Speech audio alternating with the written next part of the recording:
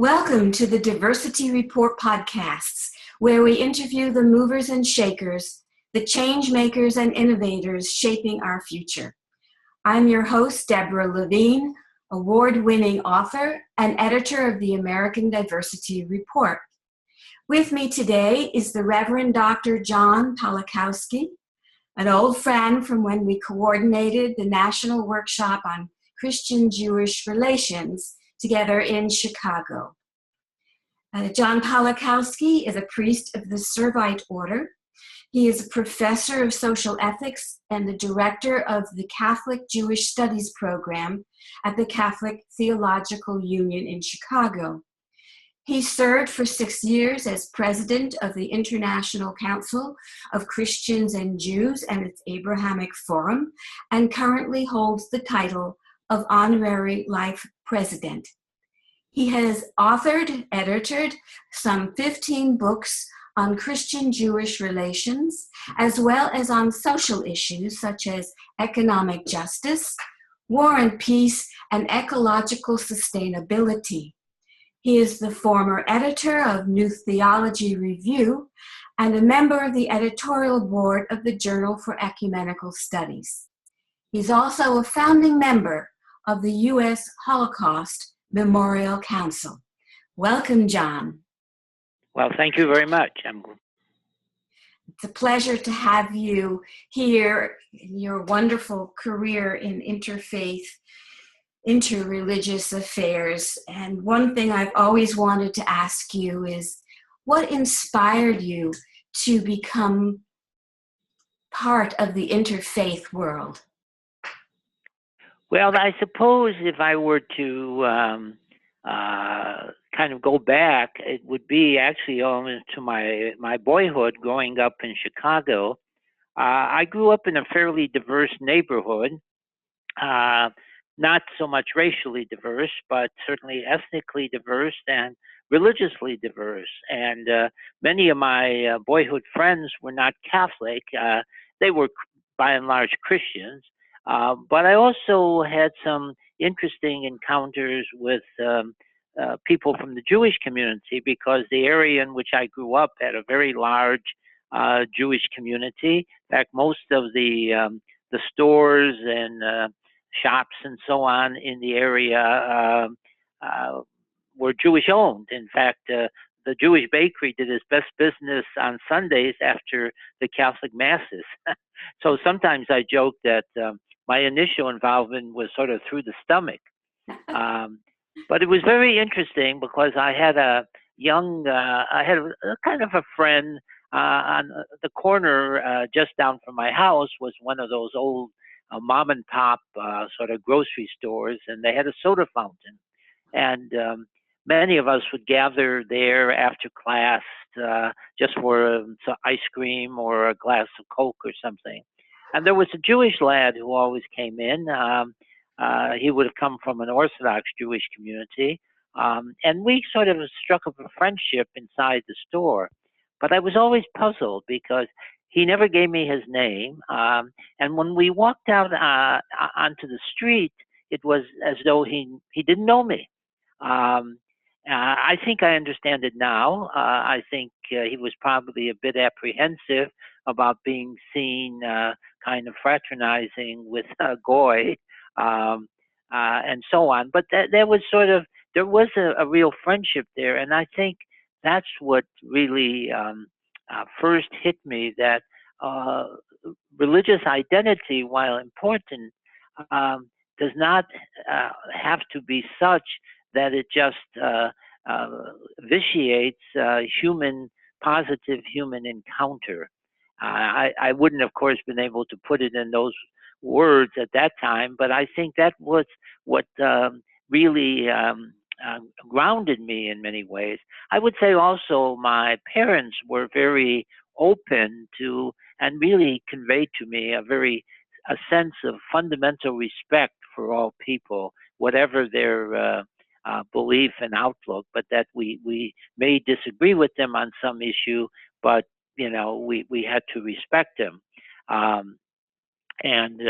Moving on, when I was in, of course, I did my theological school training just as the Second Vatican Council was happening. It was a very exciting time. We were interacting with students from Protestant seminaries in the Chicago area and so on. And of course, the council produced documents like Nostra Aetate on the church's relationship to non-Christian religions, especially Judaism, and also the document on religious liberty. And those had a profound impact on me. When I started to teach at Catholic Theological Union, towards the end of the first year of our operation in 1968, we hired as a Jewish professor the late Rabbi Chaim Goren Perlmutter, and we struck up a deep-seated friendship, and which really laid the groundwork in many ways for my continuous involvement. In addition, the late Rabbi Mark Tenenbaum, who was in charge of interfaith relations at the American Jewish Committee nationally, approached me about doing a book on these studies on the perception of religious and ethnic others that was done as a tripart study under the Ford Foundation, the Catholic studies being done at St. Louis University, where the researchers examined how some 9 religious and ethnic outgroups were portrayed in Catholic teaching materials. And going through those materials certainly was a real grounding for me initially. So, but one thing I learned rather quickly, I think, in terms of encounter, how the personal friendship with people from other faith traditions, initially primarily people from the Jewish community. I mean, they were not stereotypes anymore. They were living people with a living spirituality. And I had to recognize how important that was for them, but also how important it was for me to acknowledge that while our spiritualities may differ on some points, maybe differ quite profoundly, nonetheless, I experienced holiness and a sense of sacredness from them that I could no longer express, in negative terms, because clearly the textbook studies showed how negative the attitude towards Jews, Muslims, other people was in the major Catholic textbooks that were out there in the 40s and 50s, and really didn't change until the Second Vatican Council had ended and Nostra Aetate began to be implemented. With that background, you've been able to spearhead many projects that have brought people together across religious backgrounds. Can you share with us maybe a project in particular that you think had a great impact on people in the community? Well, I would list several. Certainly, my involvement in a very, very central way with the United States Holocaust Memorial Council and the congressional mandate to build a major museum in Washington was one of the really formative experiences of my own life, but also I think in some ways was one of my major contributions to the education of the American public about not only about the Holocaust, but also about the kind of forces that brought it about, both religious and secular forces, and how those forces still may be alive and well in certain circles in the world today. In fact, maybe unfortunately growing again in some places, including even here in the United States. So, I mean, I think my work with the United States Holocaust Memorial Council and the building of the museum, which has enjoyed incredible success in terms of in terms of educating people. The demand for our resources and so on has almost outstripped our ability to respond to these requests. The attendants, the vast majority of whom are not Jews, who visit the museum, I think really come to understand something about the anti-Semitic tradition that unfortunately blackened Christianity, and how that affected Christian-Jewish relations and, in a sense, Christian domination of the Jewish people politically for centuries in Europe and so on. And so the need to really completely eradicate any forms of anti-Semitism from public life today, I think, remains an important mandate. I would say my work with the International Council of Christians and Jews, which is based at the home of Martin Buber in Heppenheim, Germany, has also been very important. One of the things that the ICCJ did, even before the fall of the Berlin Wall and the fall of communism in Eastern and Central Europe, was to begin to penetrate that wall and begin to establish Christian-Jewish relations in a number of the countries who were then behind the Iron Curtain. And I would especially single out Poland, Hungary, the old German Democratic Republic, and so on. And so we really did some pioneering work in transforming Christian attitudes towards Jews at that time. I would say, thirdly, my work in recent years, especially with the Parliament of the World's Religions, has kind of expanded my my focus, certainly to Islam, but well beyond Islam, to both the major and even some of the more minor religious traditions in this country. And it's produced no challenges for me, especially in understanding the question of the special nature of the Christian-Jewish relationship in relationship to the dialogue that Christians might have with other non-Christian religious communities. And I think one of the challenges we face today is how do we incorporate the Christian-Jewish dialogue into the wider dialogue of world's religions, which is becoming more and more necessary, not just as an intellectual or academic exercise, but it's something that really impacts day-to-day life and in human society on a grassroots level. We have seen how tensions can mount in individual communities, and how a kind of an interreligious attitude is absolutely necessary to kind of counteract these negative tendencies, both with respect to Jews, the bombings of synagogues, attacks on Jewish schools, attacks on what you call Muslim mosques and Muslim educational institutions, attacks on Sikhs, in some cases because people think that the Sikhs, because they wore a turban, are Muslims. And so really trying to work on educational programming is very important. For example, right after 9/11, we did a program here in Chicago for the police department to help them understand the difference between groups like Sikhs, religious groups like Sikhs, and the Muslim community, and so on.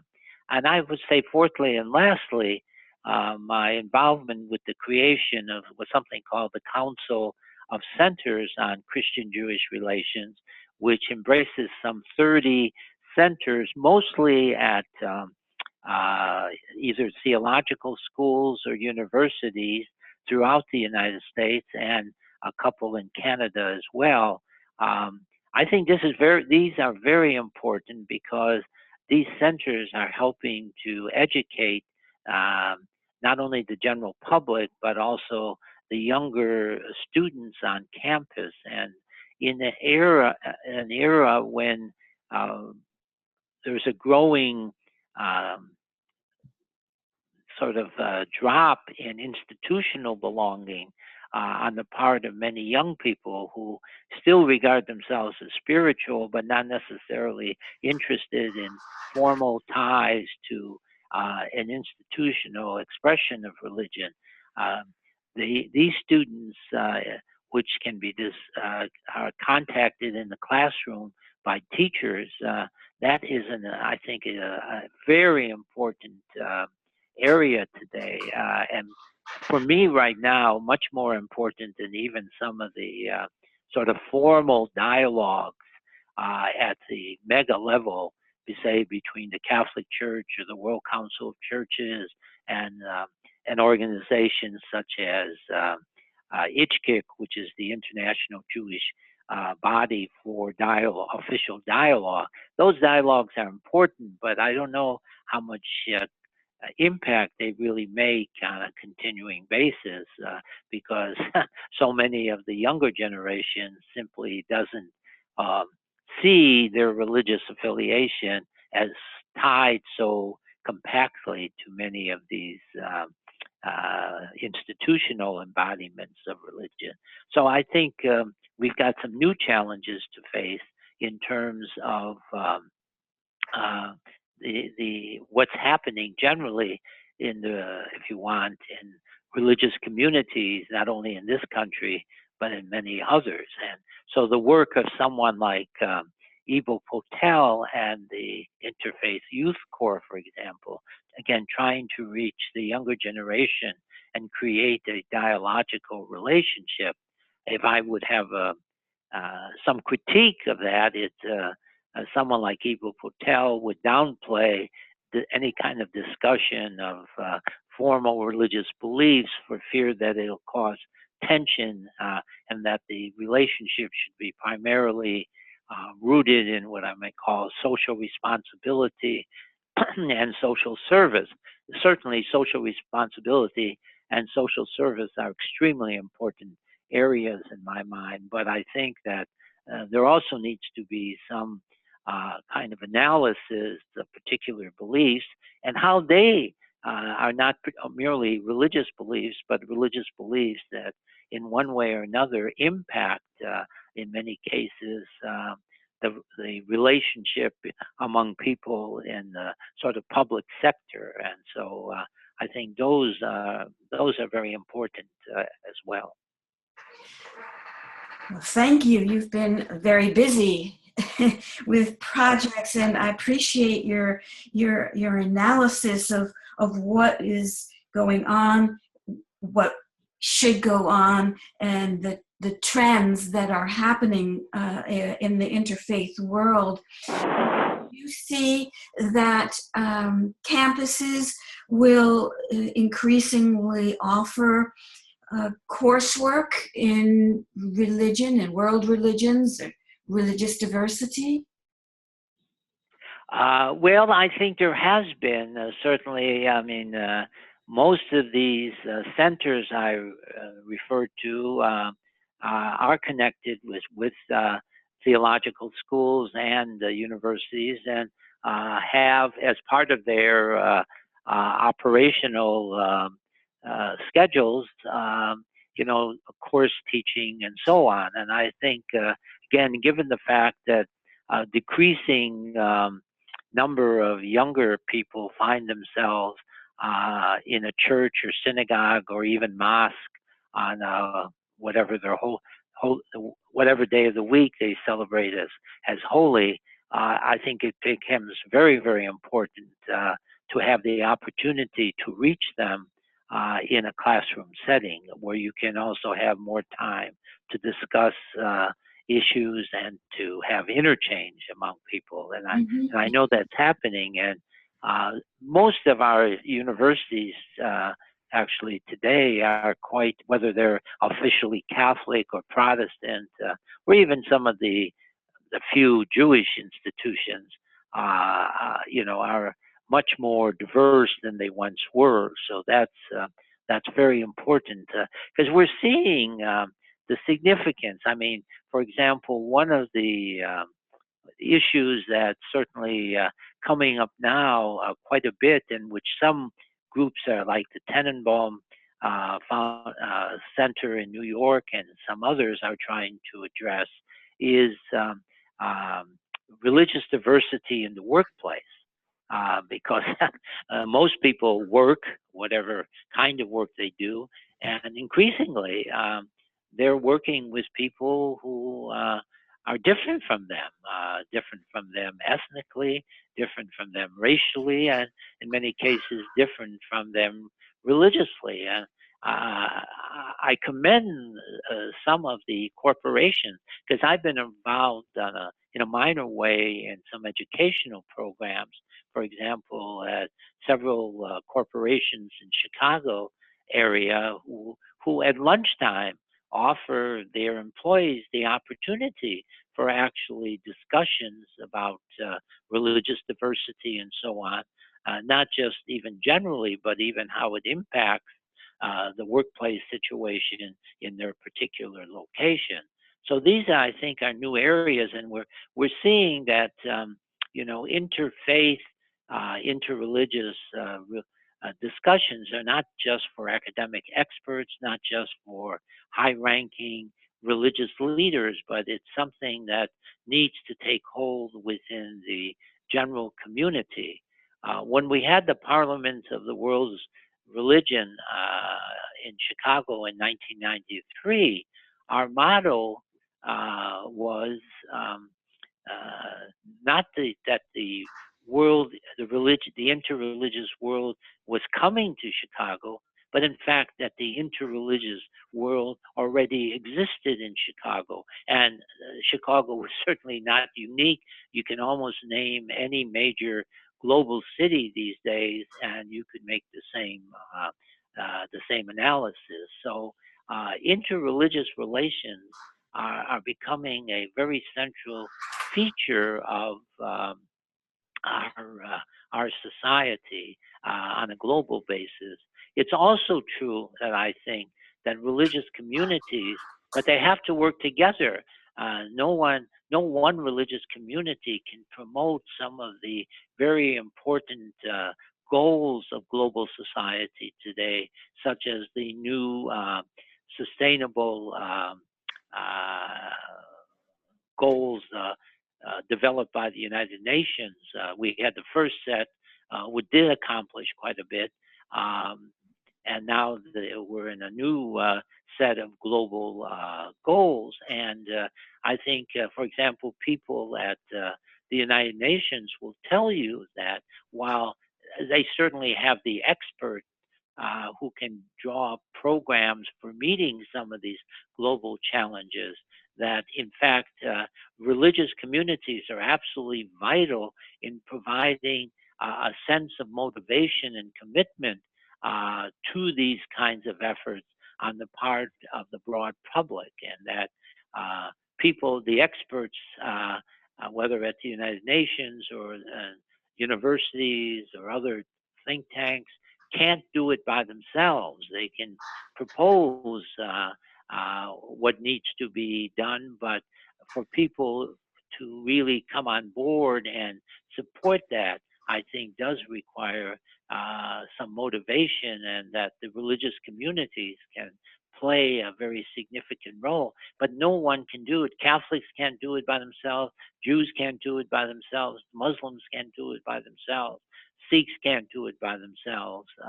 It's going to take interreligious collaboration, I think, to really try to implement these major goals for global society today. Well, thank you for your perspective. As you're speaking, I'm thinking about some of the smaller cities here in the South, which are experiencing tremendous growth with international companies coming in, and are just beginning their journeys in interreligious relations and setting up centers to inspire the community in this direction. Do you have any words of wisdom, advice for us? Well, I think, one of the terms that's gaining popularity in interfaith circles today is the notion of hospitality. Now, hospitality is a much deeper concept than, a kind of superficial, meeting for tea or Coke or whatever. It really begins with, first of all, a profound acknowledgement of the human dignity of the others. But that's something that is not simply a verbal thing. It's not just an intellectual affirmation. It's an affirmation that has to be rooted in a deep-seated personal encounter over a period of time. So, for example, now I think the average person can't do that, but there's been something called the intermonastic dialogue, for example, that has brought together Christian monks, if you want, together with Buddhist and Hindu monks who live in each other's institutions for, say, a period of a month at a time and kind of participate in each other's services and really get to understand and know each other. It also requires, I think, education. So we need educational programming, and of course, I think we need educational programming sort of in the context of where we are in terms of media today. I think a lot can be done on social media. I think a lot can be done in things like podcasts and so on that really sort of move beyond just the written text and what used to be described as sort of formal education. I think education has taken on a much wider context these days, and I think we have to find ways of trying to address that. For example, I think the area of social media is extremely important in terms of building interfaith consciousness among younger people in particular. So that's certainly one thing. I think we really have to begin to appreciate the sort of fears and so on that our brothers and sisters in other religious communities may be experiencing. Certainly, there's been a lot of apprehension and even fear in recent years within the Jewish community and within the Muslim community. And interestingly enough, some of this has actually managed to break down barriers between the Islamic community in this country and the Jewish community. I mean, one of the things that I have seen in the last few years as a very positive development are new Muslim-Jewish interactions that are taking place. Now, it's still difficult.